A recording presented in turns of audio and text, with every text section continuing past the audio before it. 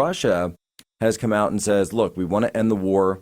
And they're talking about those 4 districts that they want. So I mentioned it before, Donetsk, Lugansk, Zaporizhia, Kherson, and of course, Crimea. They want all of that recognized by the diplomatic community.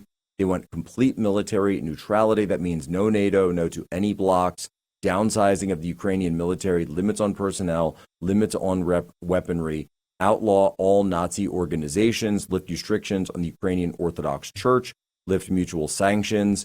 And if, by the way, Ukraine is calling for an immediate ceasefire, here's Russia's demands for that.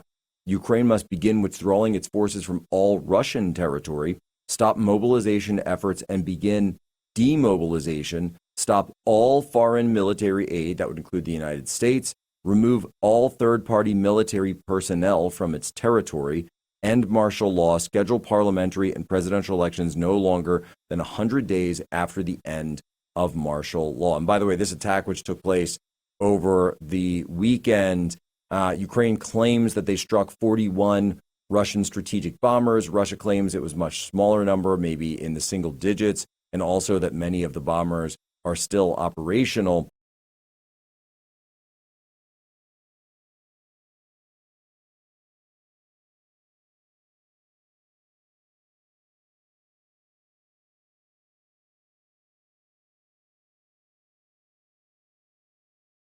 Ukraine is partnered with that has the satellite imagery that's able to do that, and that's the United States of America. Now, is it possible that UK could have provided it? Perhaps, but far more likely that U.S. satellite imagery would allow for the real-time locating of the positions of these bombers, where they were, when they would be there, knowing at a time that they would be vulnerable for attack like this.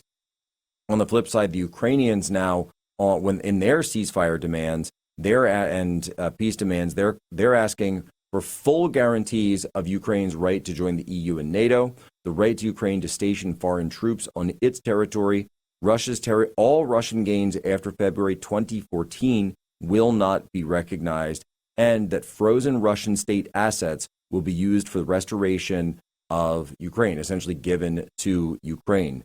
This is a situation where they are asking for land to be returned to them when they are effectively the ones who are actually not on the winning side of this war. Folks, all of this is what President Trump needs to get into.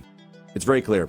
This peace deal will not take place unless it's between President Trump and President Putin directly. It needs to be U.S.-Russia negotiations. These guys are never going to agree to terms when it's just given the two of them.